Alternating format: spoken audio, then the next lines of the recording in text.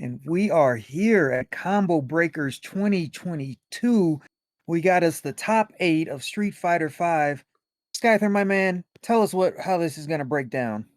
Well, you see, we have best 2 out of 3 rounds go into this, and then they have to win best 3 of 5 when it comes to the actual games being played. And whoever walks away from those games gets to move on up and slowly work their way up into the grand finals, where they're gonna be competing for a prize pool of around $4,500. You know, that says a lot of money if I do say so myself, living myth. Oh yeah, man, that's big money. That's 2 3 months rent, and it's not just about the money, it's about bragging rights. Oh yeah, and they get to coin themselves like who is the best Street Fighter player in all of Street Fighter. Yeah, absolutely, man. This takes me back to the 90s being at the arcade and everyone, putting up their quarters to see who can be number 1. Oh my gosh, I'd kill to go back to those days and just sit there and play like Call of the Wild on like deer hunting machines before uh, these modern day games took what we loved and just tore it to shreds. I love the nostalgia. But it does look like we're gonna go ahead and head into this first top 8 match between Idom and Shine. And so Item is using poison, so he's gonna have that reach advantage. Cody is a player that specializes in getting in close. So we'll see if the range is too much for Cody and Shine to overcome. Yeah, and it already goes to show you that Edom is really trying to zone out Shine and make Shine play into like that range that Poison has with her whip and start trying getting like a good chain going in. Absolutely. Now, Shine is trying to walk his way in, but taking significant chip damage. And just like that, he opens up and gets inside, but Item is able to push him back out and then opens him up again, opens Shine up with the EX into a devastating combo. Yeah, And just like that, and just like Shine that, is dis yeah, yeah, Shine is not shining anymore. I saw the gleam in his eyes go out after that combo. yeah, that's hurtful when you're getting zoned and when you get in close, you get opened up and defeated by it. And this round, he's doing a little bit better. He's playing more aggressive and getting in on poison, but Edom is not having that. He's just able to just push him back out, keep him on the defense. Shine activates his V trigger now, pulls out that knife, so he'll have a little bit more range and increased damage. And you can see how much he's doing right now on Item. Yeah, and it led into a lot of good chip damage to start off that good combo on to Edom, but Edom is looking to try and get some of that coverage minimalized from those mollies and get a lot more chip damage so he can get into that last little bit, but it looks like he is going to knock out Cody, unfortunately. Yeah, Edom is gonna take the first round. These players are gonna reset and I guess reanalyze what they're gonna do. Do you think Edom will switch characters or will you think he'll stay with what's been working? And what about Shine? I think he probably will go into a new character, especially since the uh, the range from Cody was just not doing it for him, and we are gonna see the switch into Ibuki, giving him just a little bit more advantage and a little bit more zoning potential. Yeah, this is a great matchup for Shine using Ibuki versus Poison. Ibuki is extremely fast, can close the gap very quickly, and then can use the kunais she throws in the air to eat up the distance. Now tell me real quick, like what's a good combo you like to see when it comes to playing on Ibuki with those kunais? I mean, it depends on how he uses them. It looks like he's kind of playing poke. I like to see people throw the kunai and then dash behind and see if they can open up with the medium into low combo. Yeah, maybe like get a sweep into a kunai to start off like a good combo into into those aerials, but it just seems that Edom just has that readability factor about him. Yeah, he's read the book on Shine and he's taking notes on how to play him and he's doing a great job of just keeping him at distance, poking at him and opening him up where he can. Shine trying to mount an offense, but forced back into the corner by Edom. Yeah, Shine really getting put on Ibuki's last leg right here, but a really good V trigger coming in from Shine, really letting him test the waters with Edom on the Ibuki. Oh man, he mounted an offense and it looked like he was gonna turn it around, but he had zero energy and Edom just poked him and that was the end of that round for him. And you're going to go ahead and see a lot more pokes, like you said, on this Ibuki, but the aggression on Shine's end is proving a lot more in his favor, as that last round was a lot closer than to when he was still on the Cody. Yeah, absolutely. But Edom is a master. He can play poison from a distance. He can get in close. Very danger with this character. And Shine going on hard offense, activating some big V trigger combos. And then Edom retaliates with his V trigger, placing Edom or excuse me, Shine on the fence. Yeah, and we haven't really seen Edom have to be put on defense really, as they've been keeping up the aggression for these last couple rounds. But you know, Shine, as soon as he swapped over to Zabuki, you started seeing a lot more reserve play coming from Edom. Yeah, he's doing a lot better with this matchup. Overall, it's a better matchup for his playing style and his character, but he wasn't able to get it done in this set. He falls behind in the set 0-2. Yeah, only one game left on this one for uh, Edom to close it out. But Shine is confident in that Ibuki and that ability for that V trigger to really cause the damage that he needs to at least put one, maybe two games up on the board in this best of five. Now we'll see what he can do on this third matchup. Both players are playing very defensive, and it's looking more like a fencing match where one attacks and the other reposes, and it's just back and forth right now. I always wanted to try and get into fencing, and I didn't know that Street Fighter would be like my way into learning what's a good way to stab at my opponent. Yeah, absolutely. If you can stab people in real life, you can stab them in a video game. Oh yeah, and I, you know, have you been axe throwing of all things? I have, and I enjoy it greatly. Yeah, Triggers my inner Viking. Inner Viking. I'm here for it. I get the same sense when it comes to Ibuki's kunai, right? Just getting ready to level a target, and that's exactly what Shine is looking to do. Is level that kunai into uh, Edom's poison, but they just aren't sticking.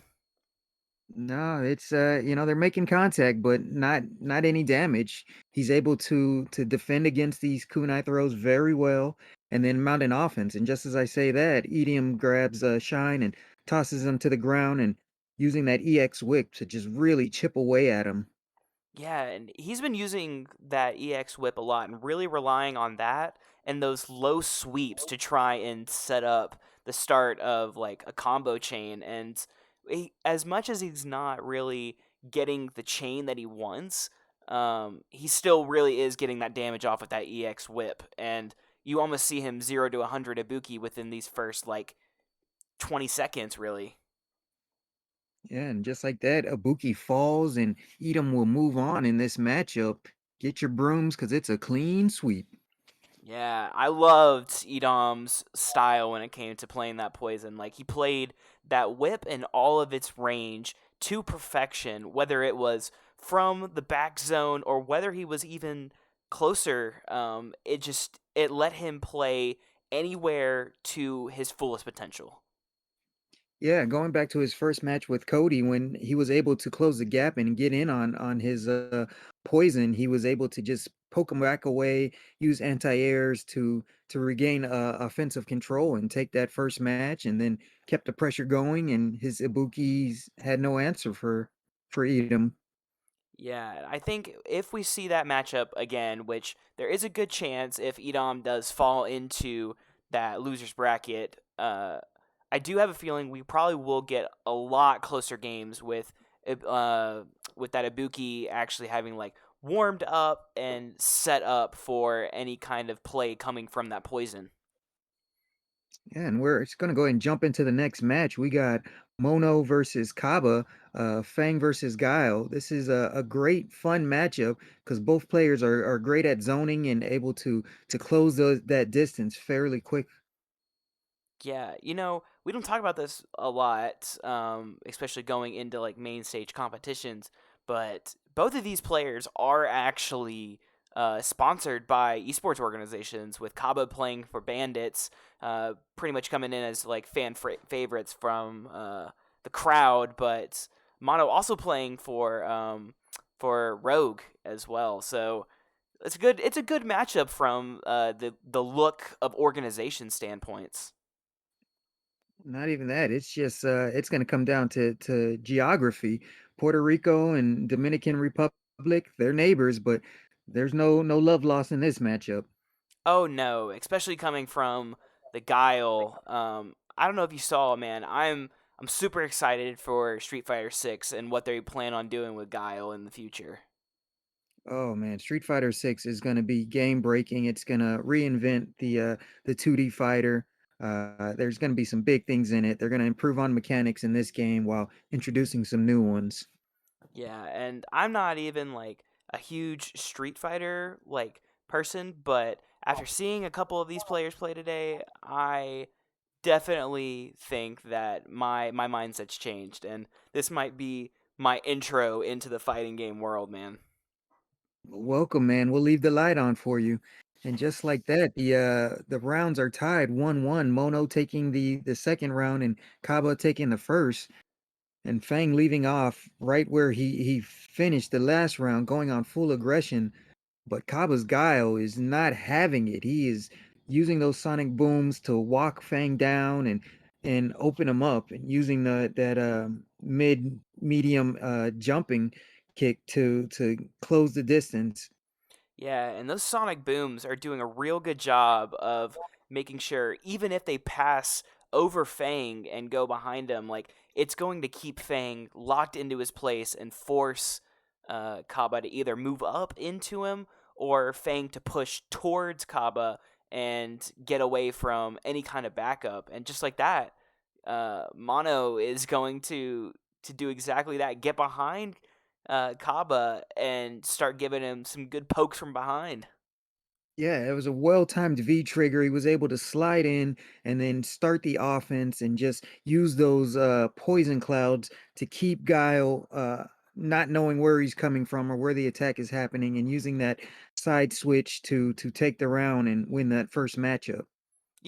It's kind of I don't know if Street Fighter 6 is going to do this or not going into the future, but do you think that they plan on making Fang's poison clouds apply to him if he passes over him just to like give him a little bit more like risk reward factor? Well, who knows? Because we don't even know if Fang's going to be in the next game. But if he is, each character gets reinvented a little bit and new moves and mechanics. So it's very possible that they give him something that makes him more of an attacking threat. Yeah, and I do enjoy like that that sit back factor that Fang does offer when it comes to those poison clouds, but when it comes to getting trapped in a corner, it looks like Fang is not going to be doing any sort of biting. Oh no, once Guile gets in on you, especially in that corner, it's very dangerous. Um, Kaba wasn't even really using the EXs like he could have. He was just mainly using regular sonic booms and then low mediums to get in, and then flash kicks to keep him in that corner. Yeah, and that just goes to show you that Guile definitely has that ability to like when you like you said when you stayed in that corner, you are locked in, whether it be from those sonic booms or those flying kicks keeping you in that corner. But I think if Mono starts to use a little bit more of his EX and maybe even his V trigger going into this next round, he definitely can put another round up on the board and tie this back up 1-1. And as soon as you say that, Kaba activates his V trigger and walks Fang back into the corner, but Mono able to jump out and go on the offense, putting Guile in hurt mode. He is one hit away from losing this second round. Yeah, and he's just trying to get this block off, and he isn't gonna get it. He's gonna fall to the low sweep, and it's gonna go back into 1-1. Little advertisement coming in from Epic Games. Love them for sponsoring the fighting game community. Yeah, they make fun, amazing games. We're so thankful that they were our sponsor and that they want to pay some bills for us.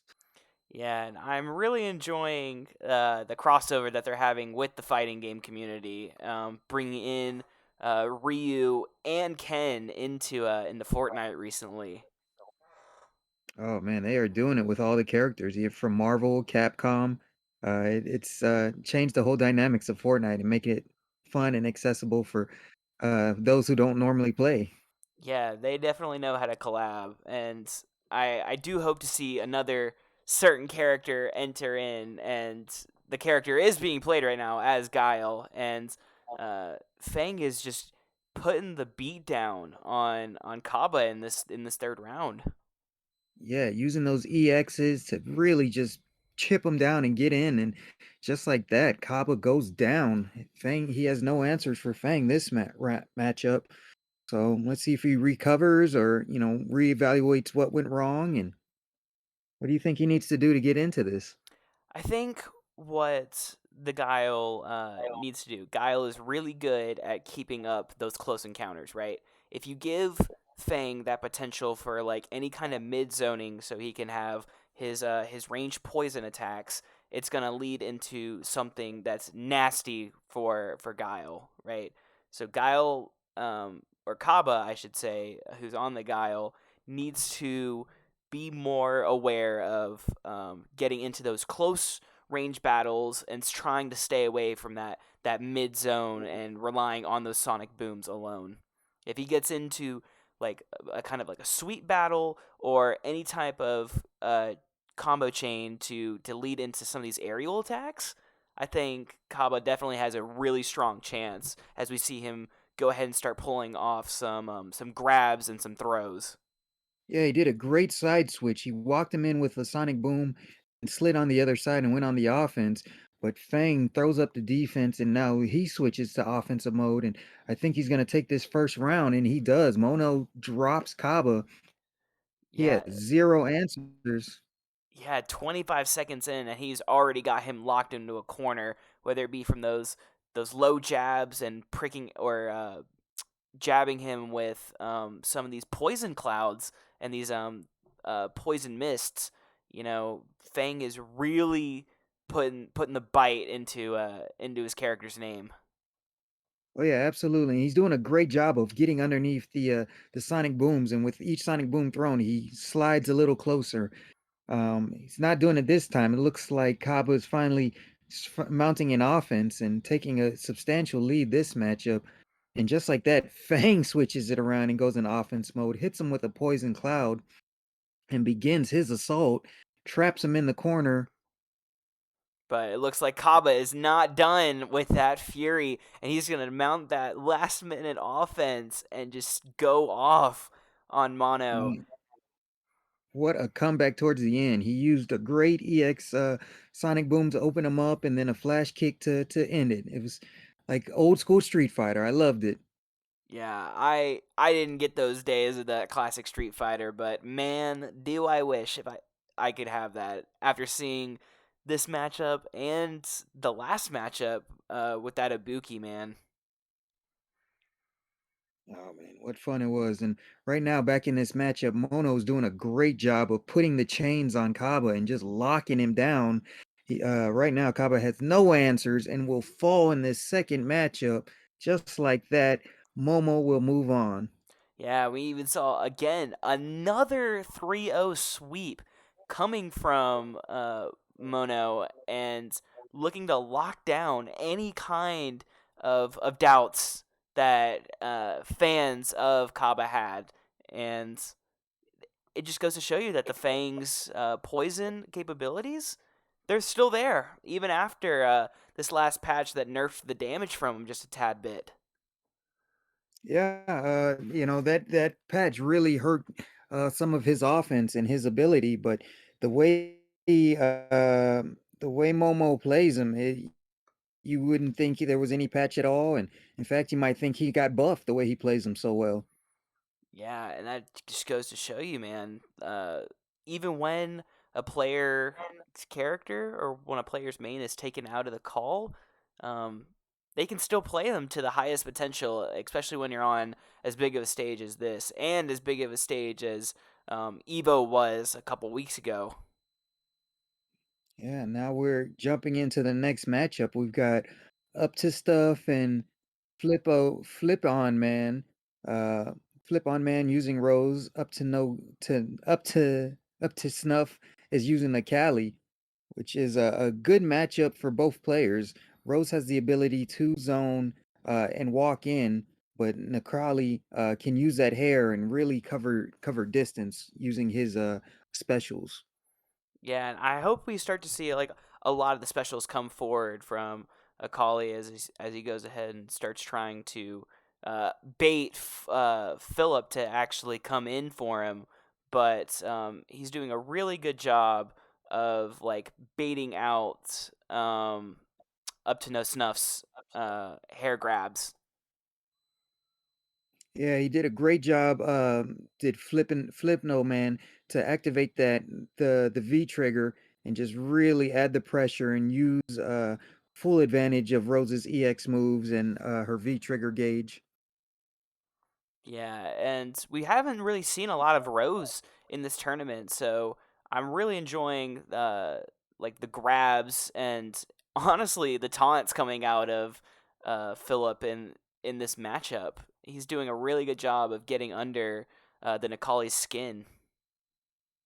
Yeah, and he started the round right where he left off, going on offense and uh, putting Nakali on defense. But Nakali was able to get in and use his hair to open up Philippine some. And so right now it's still anybody's matchup, and Philip activates his V trigger. Oh, it's gonna be a big punish on up to stuff, and he will take the second match, winning this first matchup.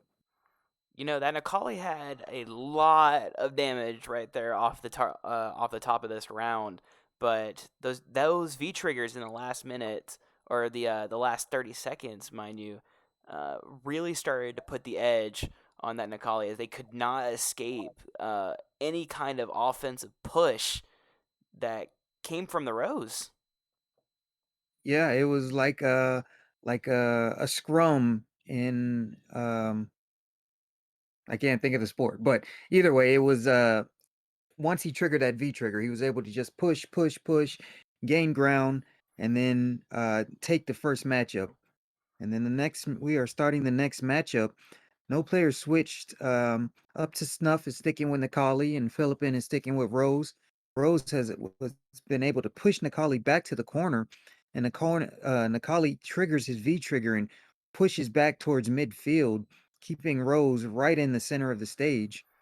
Yeah, we're seeing a lot more aggression coming in from the Rose and not taking any kind of chances when it comes to that Nikali and setting up uh, any kind of V trigger potential.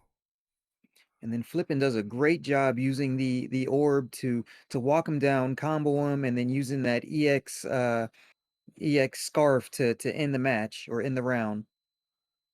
Yeah, the damage potential on that scarf when you get into that second bar is just brutal. It just leads into any kind of grab and any kind of zoning from that scarf. And just leads to any kind of easy combo on Rose. And wasting no time and dropping up to Snuff 19 seconds into this matchup. He just really just brought it, and Up to Snuff had zero offense going on.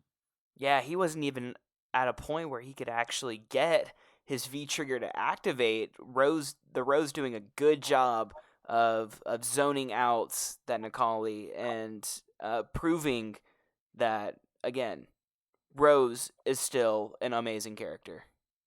Yeah, and now we are here with the third matchup, and it's time to see if Up to Snuff can, get on offense and take this matchup, and or if Rose will be the next person or to 3-0 their opponent. Yeah, I think if Necalli can actually push in a little bit more and be just a little bit more aggressive and maybe take a couple hits, right? And push into this. Maybe they can start getting into a little bit more of a rhythm, I would say. Yeah, it's hard with Callie not having an actual projectile to really fight and walk in. Rose can just keep you away with these orbs and her scarf, and she is like an anti-air gun. You jump in on her, and she will shoot you out of the air like nobody's business. Yeah, and it seems to me, right, that we have up to snuff trying to use that EX meter to their advantage, and it's not playing into their favor, right? They're constantly trying to go for the ground slam to start off like a combo for any kind of uh, potential in a good offensive jab, but uh, the Rose is doing just a really good job of reading that and constantly saying, "I'm not going to go near that spot." Yeah, Filipino Man is doing a great job of using the orbs, and then when he triggers the V trigger, he throws the orb, and then you're fixed with a 50-50 matchup. Does he stand the same side or does he cross over? And he's been able to switch it up and vary it. Uh, right now, Nikali able to get in there and use his super and putting the pressure on Filipino Man, keeping him in the corner, trying Filipino Man trying to find his way out, activates the V trigger. Big combo, big damage coming. Big throw by Filipino Man. Two throws in a row, able to put it away for Up to Snuff. Yeah, and up to snuff, not really able to keep up to date with the potential that Rose was doing from those throws. Those throws taking massive hits off of that life bar from up to snuff. Yeah, you don't always need big hits. Sometimes just chip damage is enough to keep your opponent reevaluating and rethinking their strategy. Yeah, and if up to snuff wants to stay in this tournament, they're gonna have to go forward with those lessons from the Rose and really work on that aggression and showing just a little bit more like neutral game if they want to go up into top four placements. Yeah, and we are getting ready to jump into the next matchup, which promises to be a good one. Balrog versus Luke. Yeah, These players, love these fighters, man. I love any kind of boxing matchup. yeah, very evenly matched. This should be a fun one. It's just going to come down to the players on this one and see who's able to do the best.